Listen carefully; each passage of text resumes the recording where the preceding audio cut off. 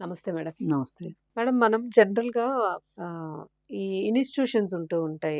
Other కంట్రీస్‌కెళ్ళడానికి వాటికి కూడా career counsellings ఉంటూ ఉంటాయి. సో, వీటి మీద బాగా హోప్ పెట్టుకుంటుంటారు జనాలు. పిల్లల్ని పంపిస్తే పర్వాలేదు వీళ్ళ భవిష్యత్తుని వాళ్ళే తీర్చిదిద్దేస్తారు అనేసి. అలాగే వీసా ప్రాసెసింగ్‌లు గాని ఇట్లాంటివన్నీ. సో, ఇలాంటి వాటిని చక్కగా క్యాష్ చేసుకునే వాళ్ళని చాలా మందిని చూస్తున్నాము. బట్ దానిలోనే ఇంకా ఆరితేరిన వాళ్ళు.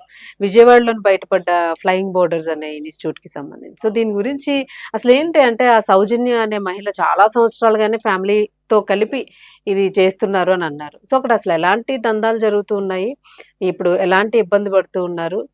అసలు ఎట్లా బయటకొచ్చింది ఉదంతం అంతా గూడా? ఇప్పుడు ఇలా స్టూడెంట్స్‌ని గావచ్చు, హ్మ్. యూత్‌ని గావచ్చు, ఉద్యోగాల కోసము, యూనివర్సిటీలో చదువుల కోసం పంపిస్తాము అనే కన్సల్టెన్సీలు చాలా ఉన్నాయి. హ్మ్. వీళ్ళది ఇది ఫ్లయింగ్ బోర్డర్స్ అని జెప్పి వీళ్ళు పెట్టారు. హ్మ్. సౌజన్య, వాళ్ళ హస్బెండ్ వాళ్ళంతా కలిసి పెట్టారు. హ్మ్.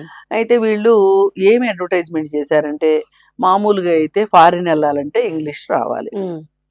దానికేదో టోఫెలో ఆ! ఏదో టోఫెల్. ఎగ్జామ్ హ్మ్. ఉంటది. ఇప్పుడు ఇంకోటేదో గూడా స్కోర్ ఏదో హ్మ్. పెట్టారు. హ్మ్. ఇంకేదో ఎగ్జామ్ గూడా ఉంది. యాడ్ ఆన్ అయినాయి. అయినియి అవును. ఇప్పుడు.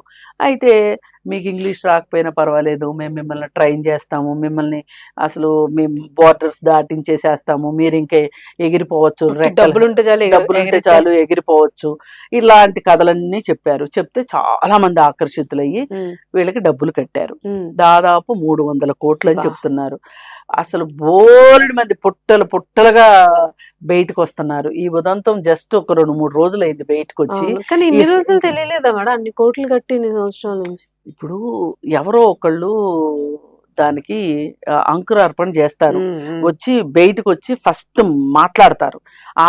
ఆ ఫస్ట్ మాట్లాడిన వాళ్ళు తోటి ధైర్యం వస్తది మిగతా వాళ్ళకి. ఇప్పుడు హ్మ్. కొంతమందికి ఎట్లా ఉంటదంటే, అరే! మనం నష్టపోయామని చెప్తే ఎవరికన్నా పరువు పోద్ది. పరువు పోద్దేమో ఆహా! డబ్బులు కట్టి పంపించారా ఈళ్ళని అనుకుంటారని కదా! అనుకుంటారని, అలాగే మోసపోయావా అని అనుకుంటారని హ్మ్. జెప్పి, అదేదో పరువు తక్కువ పనుల కింద వీళ్ళు ఆలోచిస్తారు. హ్మ్. ఆలోచించి బయటికి రారు. బయటికి రారు. ఈ బయటికి రాకపోవటం అనేది ఏదైతే ఉందో, దీ ఈళ్ళెలాగూ రారులే అని వాళ్ళు కూడా మోసాలు ఆ! చేస్తా ఉంటారు. ఇది జరిగే తతంగం ఇది. హ్మ్. హ్మ్. అయితే దీనికి ఈ మధ్య మనం అసలు ఇంకా పూర్తిగా మర్చిపోలా. అవును. నందూస్ వరల్డ్ వాళ్ళు. అవునవును. ఆ! వాళ్ళ ఉదంతం లాంటిదే. వీళ్ళు అవును. యూకే, ఇంచుమించుగా దగ్గర ఆ! దగ్గర అట్లా. యూకే, యూరోప్ కంట్రీస్‌లో వీళ్ళు మేము పిల్లల్ని పంపిస్తాము అని జెప్పి హ్మ్. పైగా వీళ్ళు ఆకర్షణీయంగా ఆహ్, ఆఫీస్ డిజైనింగ్, డ్ అహా! ప్యాకేజీలు. ప్యా చాలా ఆకర్షణీయమైన స్లోగన్స్ తోటి హ్మ్. హ్మ్. వీళ్ళు బాగా ప్రాచుర్యం పొందారనమాట. హ్మ్. చాలా మంది అట్రాక్ట్ అయ్యి డబ్బులు కట్టారు. హ్మ్. డబ్బులు కడితే ఇలా జరిగింది. ఇప్పుడు ఒక భార్యాభర్త బయటకొచ్చారు. బయటకొచ్చి వాళ్ళకి చిన్న పిల్లలు ఉన్నారంట. హ్మ్. వాళ్ళు డబ్బులు కట్టారు. డబ్బులు కడితే ఆహ్, హ్మ్, వాళ్ళ పని జరగల. ఇప్పుడు మె వాళ్ళ ఇంట్లో వాళ్ళకి గూడా చెప్పుకోకుండా, హ్మ్. పెద్దవాళ్ళకి గూడా చెప్పుకోకుండా డబ్బులు కట్టారంట. హ్మ్. వీళ్ళు గూడా జ పిల్లలు చిన్న పిల్లలయ్యుంటారు. చూస్తే చిన్నవాళ్ళలానే ఉన్నారు. హ్మ్. ఇప్పుడు వాళ్ళ భయం ఏంటి అంటే, ఈ డబ్బులేమైనాయి అని అడుగుతారు గదా! అవును. అందుకని జెప్పి వీళ్ళు మేమసలు చచ్చిపోదామని డిసైడ్ అయ్యాము అయ్యో! అని జెప్పి అంటే, వాళ్ళు ఎందుకనుకుంటున్నారు అట్లా అని జెప్పి ఒక యాంకర్ అడిగింది హ్మ్. వీళ్ళని. హ్మ్. అడిగితే, మీకు పిల్లలు గూడా ఉన్నారు గదా! అనంటే, ఆ పిల్లలకి మంచి భవిష్యత్తు ఇద్దామనే గదా మేము మేమెళ్ళాలనుకున్నది. వెళ్ళాలనుకున్నాము. ఇప్పుడు ఈ వెళ్ళాలనుకోవటం వల్లనే గదా ఇదంతా జరిగింది. మేమింకెళ్ళలేము అర్థమైపోయింది. డబ్బు పోయింది. డబ్బు బోయింది. ఇంక మా పిల్లలకి మేమేం చేస్తాం? మేముంటే ఎంత? లేకపోతే ఎంత? అవును. అనే ఒక నిరాశలోకి వాళ్ళెళ్ళిపోయారు. హ్మ్. వాళ్ళెళ్ళిపోయి ఆళ్ళ బాధ చూస్తే ఏడుస్తున్నారసలు. అవును. అంటే ఇప్పుడు బయటికి రాని వాళ్ళు చాలా చాలా మంది. మందుంటారు. ఈ మొత్తానికి కారణం ఏంటంటే నన్నడిగితే, ఇప్పుడు ఉన్న ఊర్లో ఏమైనా చేసుకోవాలంటే వీళ్ళకి నామోషి. హ్మ్. ఇప్పుడు మనం కొంచెం ఫెయిర్‌గా మాట్లాడుకోవాలి. అవునవును. మన బలహీనతలే ఈ ఈ ఈ ఈ ఈ వ్యాపారాలు చేసే వాళ్ళకి అండగా నిలుస్తాయి. అవే అండగా బూస్ట్ ఆళ్ళకి. అవే ఆహ్, ఆహ్, ఆహ్, హ్మ్. అవును. వాళ్ళింత మోసం చేయగలగటానికి వాళ్ళ ఉపాధికి మన బలహీనతలు. ఆ! బలహీనతలు. ఇప్పుడు మనం మన ఊర్లో కూరగాయల కొట్టు పెట్టుకోవాలంటే గూడా మనకు బాధ. అవును. కానీ ఇదే కూరగాయల కొట్టు అమెరికాలో పెట్టొచ్చు. అమెరికాలో పెట్టుకోవచ్చు. అక్కడ ఇడ్లీలు అమ్మొచ్చు. ఇడ్లీలు ఇడ్లీలు ఇంకా చాలా పెద్ద ఉద్యోగం కింద లెక్క. పెట్రోల్ బంక్ లో పెట్రోల్ కొడతారు, నిజమే, హోటల్స్ లో సర్వ్ చేస్తారు. హోటల్స్ సర్వ్ చేయడం ఏంటి, గిన్నెలు కడుగుతారు. అదే ఇప్పుడు అక్కడ ఎలా ఇస్తారంటే ఉద్యోగాలు, నేను సర్వీసే ఇస్తానండి అంటే కుదరదు. అన్ని కిచెన్ లో ఇప్పుడు A to Z ఏ పని అంటే ఆ పని చేయగలిగి ఉండాలి. రొటేషన్ లో వేస్తుంటారు. ఇప్పుడు గిన్నెలు కడగాలంటే గిన్నెలు కడగాల్సిందే. ఓకే, ఇవాళ సర్వర్స్ తక్కువ ఉన్నారు అంటే సర్వింగ్కి వెళ్ళాలి. ఇటు గిన్నెలు కడిగే వాళ్ళు లేరంటే గిన్నెలు కడగాల్సిందే. కూరగాయలు కట్ చేసే వాళ్ళు లేడంటే కూరగాయలు కట్ చేయాల్సిందే. లేదు డెలివరీ ఇచ్చి రావాల్సిందే అంటే డెలివరీ ఇచ్చి రావాల్సిందే. అలాగే ఎవరైనా క్యాటరింగ్ ఇచ్చారనుకోండి, వెళ్ళి క్యాటరింగ్ లో పెట్టి రావాల్సిందే. ఇక్కడ హాయిగా 100 రూపాయలతో బతకరా బాబు అంటే అక్కడికి వెళ్ళి పాకి పనులు చేసి 1000 రూపాయలు అంటే పోనీ డిగ్నిటీ ఆఫ్ లేబర్ అనుకుందామండి. నేను దాని గురించి కూడా నేనేం బాధపడట్లేదు, నేనేం తప్పని కూడా అనుకోవట్లేదు.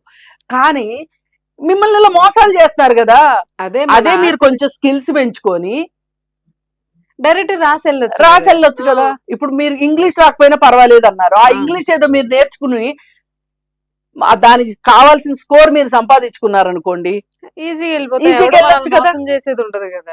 ఇది జాబ్ గ్యారంటీ ఉంటది. ఇది నేర్చుకోవాల్సింది. ఇది ఎవరైనా సరే మీకు మీ నైపుణ్యాలు పెంచుకొని మీరు రైట్ రాయల్ గా వెళ్ళగలిగితేనే మీరు వెళ్ళండి, లేకపోతే వెళ్ళకండి. ఇంక ఇదే చెప్పగలం. ఎందుకంటే గుండెలు తీసిన బంటుల్లాగా మోసాలు చేయడానికి సిద్ధపడిన వాళ్ళని మనం ఇప్పుడు మార్చలేము. నన్ను అడిగితే వాళ్ళు ఇంకా పెరుగుతూనే ఉన్నారు మేడం, ఇన్ని జరుగుతున్నా ఎక్కడో దగ్గర పుడుతూనే ఉన్నారు. అరే ఇప్పుడు నాకు ఒక UK ఫ్రెండ్ ఫోన్ చేసి చెప్పారు, మేడం మీరు నందు వాళ్ళని అంటున్నారు కానీ ఇట్లాంటి నందులు బోల్డ్ ఉన్నాయి ఇక్కడ లండన్ లో, UK లో గుంపులు ఉన్నారు అని చెప్పి మాట్లాడుతున్నారు. మాట్లాడుతుంటే నాకు ఆశ్చర్యం వేసింది, ఇంతమంది ఎట్లా సర్వైవ్ అవుతున్నారండి అంటే ఒక్కటే రీజను, ఇప్పుడు వీళ్ళ బలహీనతలు వాళ్ళకి తెలుసు. వాళ్ళు ఆల్రెడీ అక్కడ సెటిల్ అయిన వాళ్ళు కావాలంటే లాయర్లను పెట్టుకోగలరు.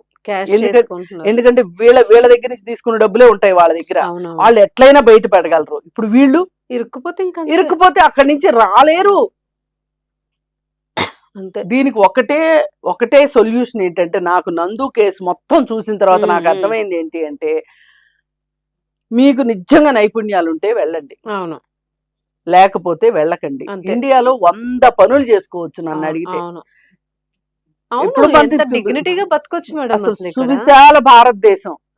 నేను ఇందాక కూడా వేరే ఇంటర్వ్యూలో కూడా ఇదే చెప్పాను, చెప్పినట్టు అవుతుంది రిపిటేషన్. చైనా నుంచి మనం చీపుర్లు తెచ్చుకుంటున్నాం అంట. అవును, ప్లాస్టిక్ వి. అలాగే బ్యాంబూ కట్లు, అలోవేరా తెచ్చుకుంటున్నామంట.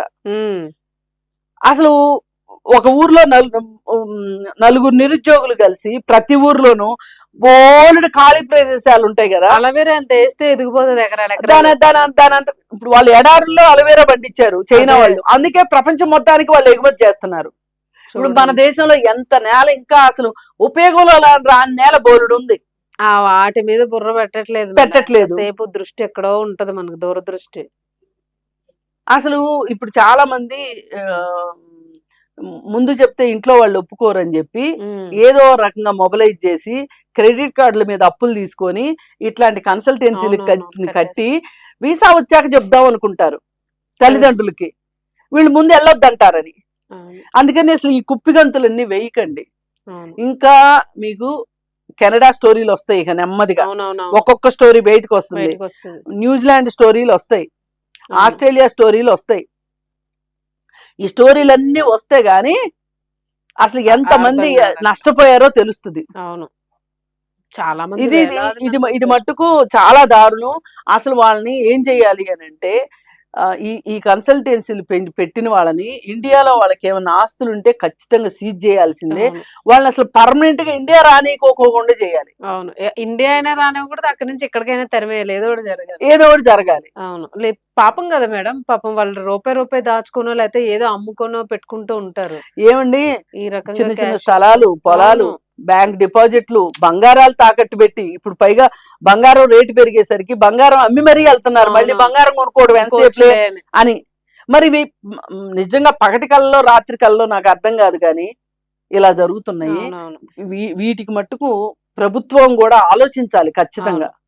ఇప్పుడు ఇప్పుడు ఇలాంటివి ఏవైతే ఉన్నాయి కన్సల్టేషన్స్ వీటి మీద కూడా ఒక దృష్టి పెట్టాలి మేడం. అసలు ఇప్పుడు ఏంటంటే. హైదరాబాద్ లో వీళ్ళందరికీ లైసెన్స్లు ఇచ్చే సంస్థ ఒకటి ఉంది.